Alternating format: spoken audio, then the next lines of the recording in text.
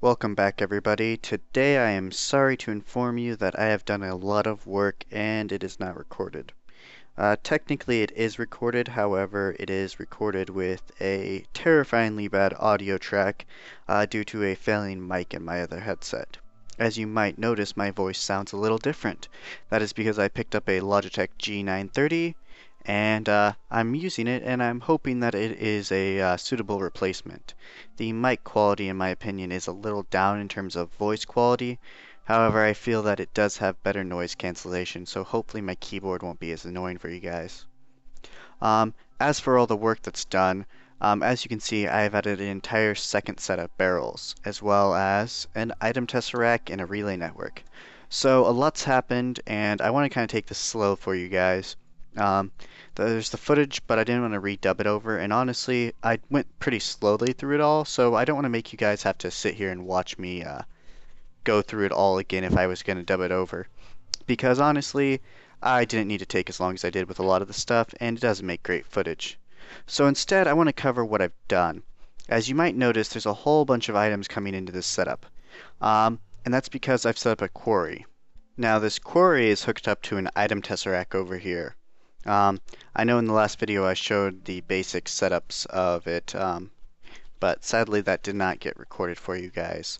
So instead, this quarry basically has an item tesseract and it's sending everything to the base here on the base transport channel. These are basically names you can do. These function very much like ender chests, and whereas the frequency is the color coding of the ender chests, like the wool that's on top of it, but you can choose any frequency number without using dies. Very useful. And thankfully you can label these as well, so you don't have to remember which frequency tunes into which part of your base. This is the base transport frequency. Anything I want to go to the base goes on this frequency. Now, to kind of show off what exactly I've got going on, I want you to see how this piping is set up. Basically, there's a restriction pipe right here. And then there's two restriction pipes right here. I really only need one, but I put two there because of long-winded stories, but you only need one. Now these restriction pipes exist because over here I have a fermenter. In front of it I have a filter that filters for these apple oak saplings that I get from my tree farm. Now as they come in, if there's any space left in the fermenter, it will automatically send a sapling into it. However, I know that it might occasionally, once in the future, get backed up. And because of that, I've put this restriction pipe here. And basically what that means is that it's always going to try to go there first. But if it ever can't go there, it's going to come up into these chests. But it will only go into these chests if there's absolutely no room in there. Say I drop a stack of 64 saplings that I find in there, it will send all the extras up here. But anytime there's a sapling that can go in there, it will go. So that's pretty neat with these restriction pipes. I also set them up because I want to make it so that the items that are in this bottom row were prioritized. And to do that, I set up restriction pipes originally, but I didn't place them quite correctly. And I want to show you this. I need to place this restriction pipe here. And so I'm actually going to do that like so, and like so. Voila. And thankfully, the piping system of Buildcraft is of Red Power is incredibly smart, and so you don't have to worry about anything. Any of these that can't find a spot in place will wander in the system until I rebuild it, and then they'll come into the correct spots. So it's extremely, extremely intelligent, very beautiful, and that's why I chose the Red Power system for my sorting here. So now that I have this restriction pipe in the correct spot rather than one over, what's going to happen is anything in this bottom row is considered 5,000 blocks closer than anything in this top row. And this helps because it means that anything that has a free space in the bottom will get filled first versus anything in the top. However, I already have everything sorted out, so really I didn't need to do that because it's already pre-sorted. But that's kind of just that's how you do it for if you're going to be setting this up. Now, everything's coming in and it just sorts into whatever barrel it's supposed to. And I basically had to decide on what items I wanted to store in barrels and what items I wanted to store in the chests. And to choose that, I basically just kind of let the quarry run And any items that I liked the idea of stacking, I basically let fill up a barrel. And any items I didn't, I would just pull out of the barrel and place them into the chest manually. And then just let it fill up. And once it filled up the entire row, I then just sorted it. So I went and manually moved items around so that they're all in groupings. So all my ores are over here, all my shards are over here, random kind of stuff over here. And then over here I have all my Zycraft blocks. So pretty neat, right? Okay, so that covers what I've done in that side of the base. Now this side. So now onto this side of the base. I've added an extra chest over here, and I'm keeping a couple of items in it.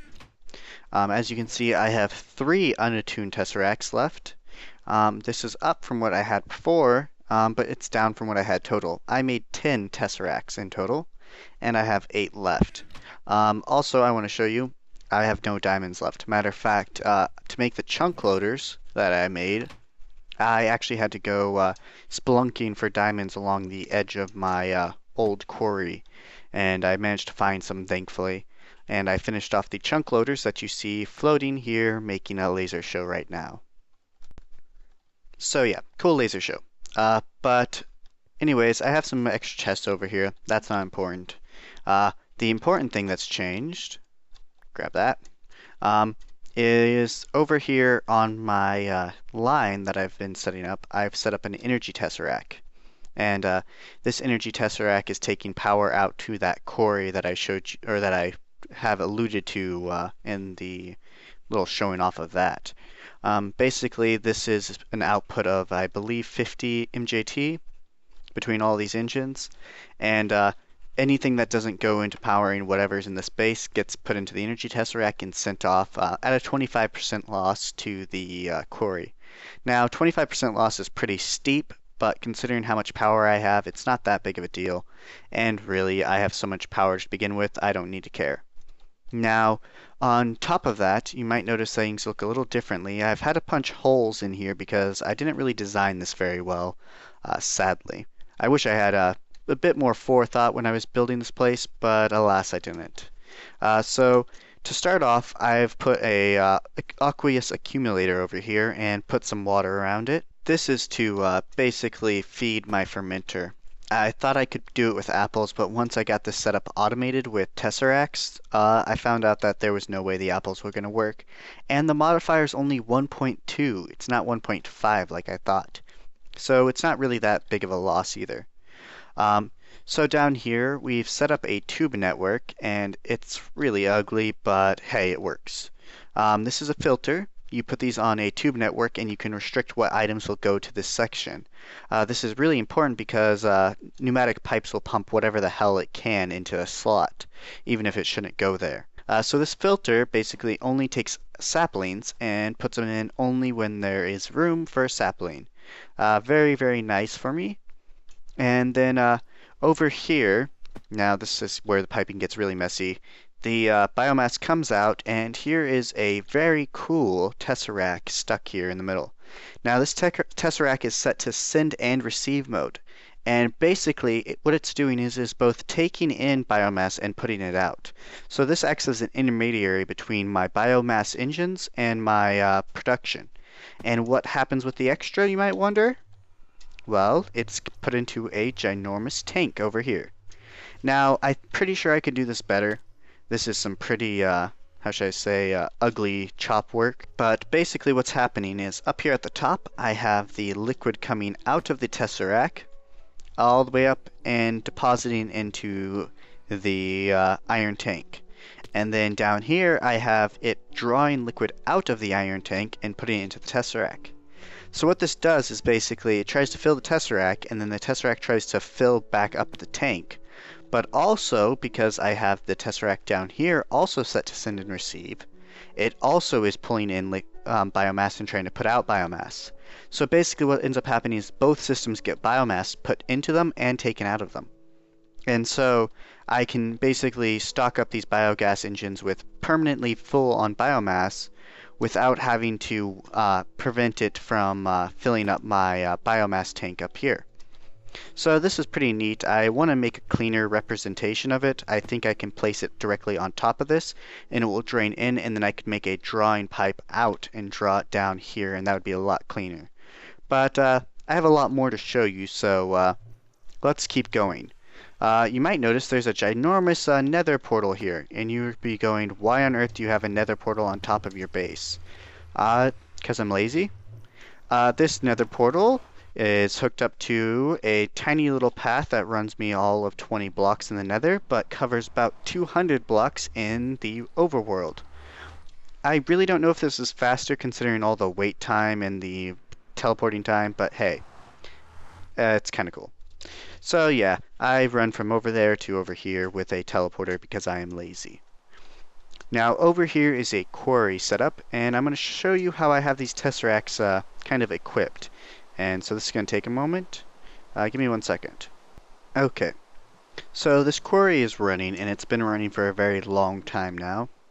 And this is powered off by that energy tesseract that I showed off in the base. That is this tesseract right here. It's tied onto the energy frequency, and it basically just provides it with whatever extra power my base produces at a 25% loss. Wish it wasn't so bad. I don't know why he has it at such a steep loss. They are pretty cheap compared to like IC2's interdimensional storages from Greg Tech, but I don't know, they cost a diamond and they have 25% power loss. I mean, you can transport power a long ass distance through pipes before you reach that kind of loss. So I don't know, we'll see how it goes, but it's very, very useful. Now, as you might be noticing, I am filtering out most of the items through this pipe. Basically, all dirt and cobblestone are sent into a nice little void pipe right there.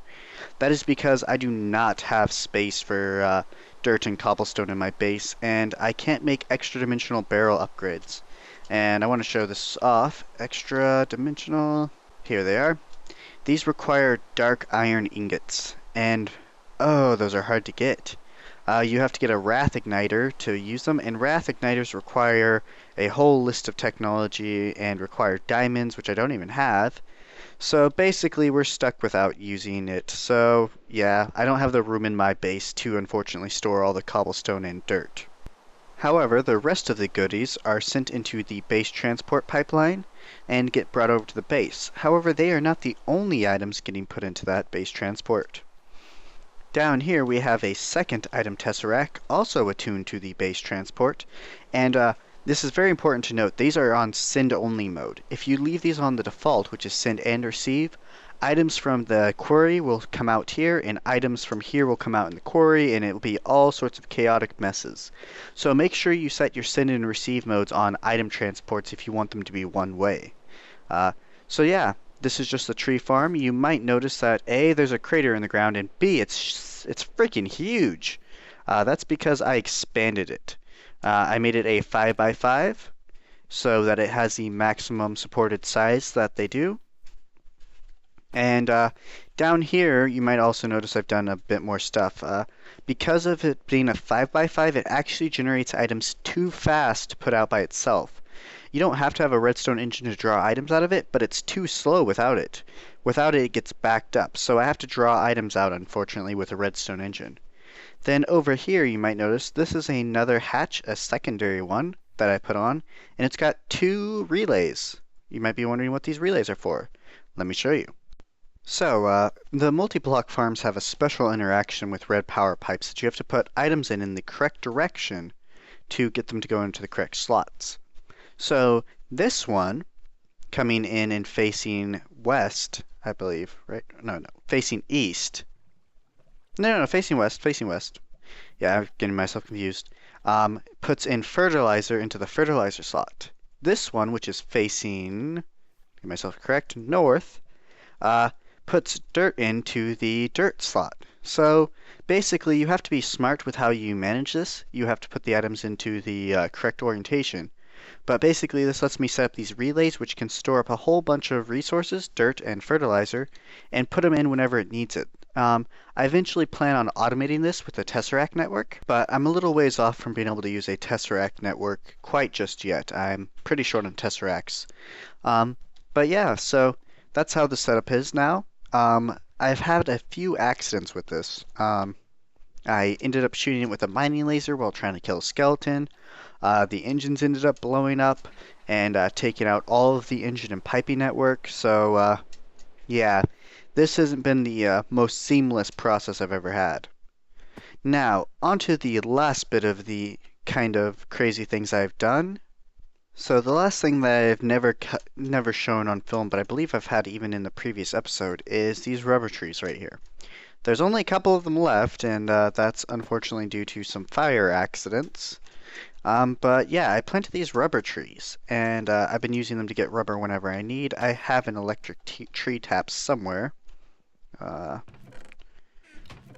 Rather, had an electric tree tap somewhere. Is that in the ender pouch still? Yeah. So there it is. I don't really need to use it very often because I don't use very much copper and rubber up, but I do have it now so that I can basically get copper for whatever I need. So if you haven't noticed, I've been holding a new drill. Yes, I made an advanced drill. Now to make these, they're pretty expensive. First off, let's go down to the base. You need a mining drill. These are very cheap. They just take refined iron, battery, and a circuit. The next step up, however, takes, whoops, not that one, takes 3 diamonds. On Greg Tech, this takes a lot more. It takes titanium as well as advanced circuits, as well as the 3 diamonds. So very much more expensive on Greg Tech. And then the final next step is the advanced diamond drill. And this thing is a pain because overclockers. Overclockers require 10K cooling cells, and these are actually really easy to get. You just put water, either in a can or any other sort, inside of a 10 cage, and it makes a 10K cooling cell. Nice, right? They don't stack. Why on earth do these things not stack? It is mind-blowing. So yeah, you have to, you need 9 of them total, and they don't stack at all. So yeah, very annoying to make. But yeah, anyways, that's it. That covers everything I did. As you can see, I actually didn't get too much done, but it took a lot of work.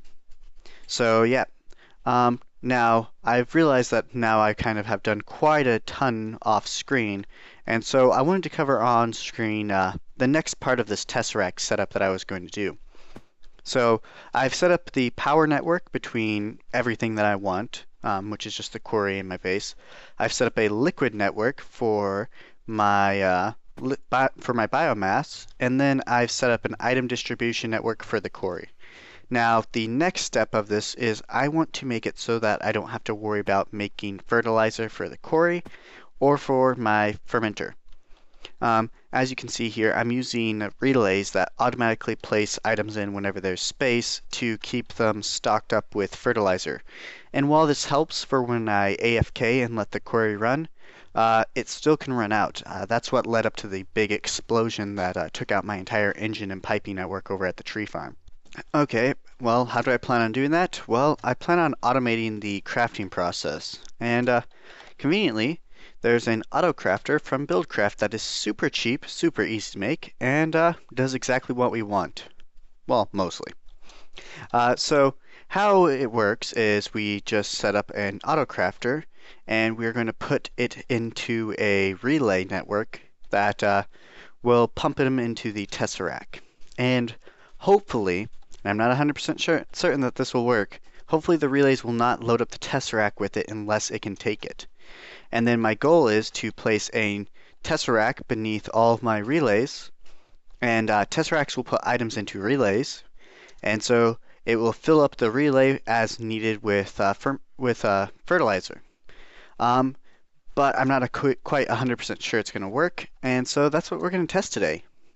So the first step of this is the autocrafter, and I need wooden gears for that, and I believe I have them somewhere, so I'm going to go searching. I'll be back in a moment. Okay, so I found my gears, and we're going to place a crafting table and put the gears around it. So this is an auto crafting table. Very, very cheap. It does need a complement though. We're going to need to put a wooden transportation pipe in with it as well. And the reason for this is that we need to suck items out of it, and it's a Buildcraft item, so it doesn't support what's it called? Putting just a relay next to it, you have to use a wooden pipe with a red power engine. Or at least I'm pretty sure you do. So now that we have this, the next step is to place it in a place where we'll be able to intersect the items coming out of our quarry relatively easily and be able to grab them. Because basically what we want to do is we want to grab all the sand and all of the apatite, which we have here and here, and we want to mix them together into fertilizer. So a quick overview of how we're going to do this. This is our piping network, and what we're going to do is we're going to set up barrels here. Oops, I did not mean to do that. We're going to set up barrels here, and we are going to basically pipe all of the apatite and sand into them, and then we'll set an auto crafter table in between them so it has access to all the items, and then it will pump all the items out into a Tesseract. Now, we don't have any space really here for it, so we're going to have to get a little creative. And what I think I'm going to do is I think I'm going to do it behind everything. So we'll just take the pneumatic pipe switch we don't have. One second. There we go. And we're going to just pull this tube up here and be like, don't mind us. Ah, I hate when I do that. We're going to pull it up and we'll take it over here. So what we're going to do is we're going to set up two barrels and we're going to place them on top, and we're then going to fill them up with apatite and sand. One moment. Okay, so I crafted the two barrels we're going to need. Now I want to show you something cool. Whenever I take items out of my network, I can just put them into the relay, and the relay will automatically put them back where they're supposed to go, assuming I didn't take all of them. So voila, wood goes right back into my little storage. Very, very, very neat. So yeah, now first thing I realized, I don't want to connect the networks yet. This is because items will immediately start trying to go to these barrels, and that's not what we want. So we're going to set up two barrels, like so. And then we are going to go grab the sand and apatite we want to store in them, like so. And then we'll just put the sand and apatite already in them.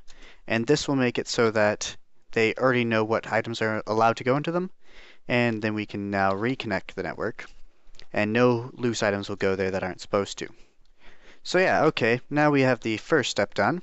The next step is to place a auto crafting table, like so. Very easy. And then we are going to place the wooden pipe that I mentioned earlier on top. And then now we need a redstone engine. Let me go find one. Alright, redstone engine found. We are going to place it down. Now we're going to have a bit of a hard time powering this one. We're going to have to get a little fancy. So like so. And voila. Then next up, we need to give it a recipe. Whoa, oh.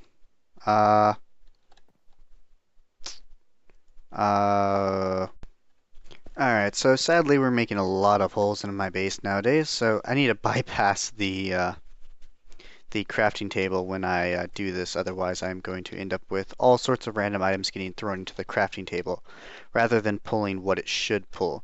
So we're going to grab two sand and an apatite, and then we are going to set the recipe that we want, and that is two sand and an apatite in the center. Now we're going to need to be careful with this because as soon as I set this, it should start producing it. Yep, and it's already tossing it out.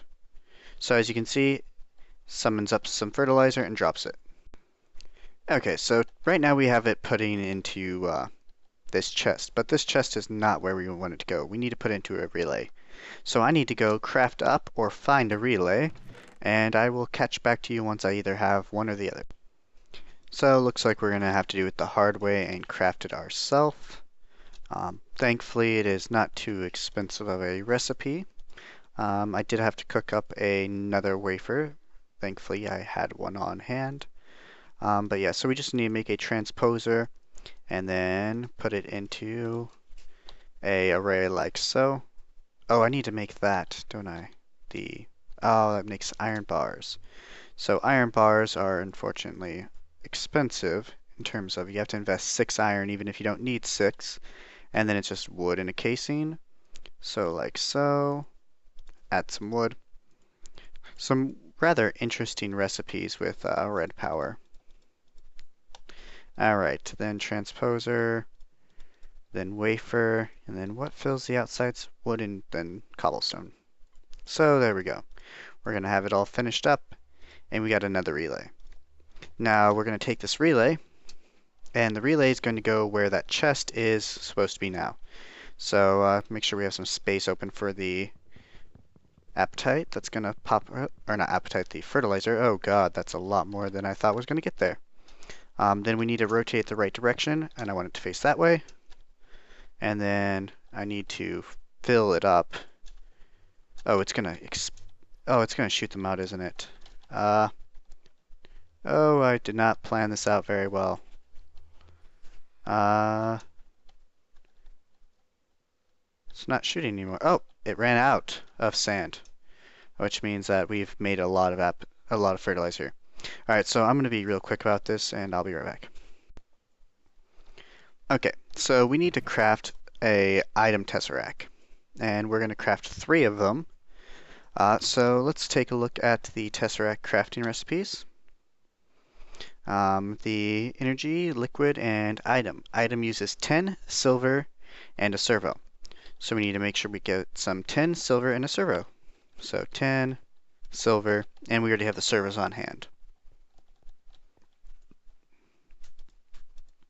So we're going to go like this. This is silver, goes in these slots like so. We need 3.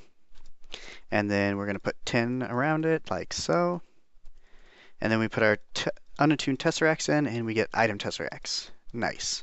Okay, so now that we have the item tesseract, we're going to place the item tesseract in front of it, like so. And then we're going to test it out by placing it over here.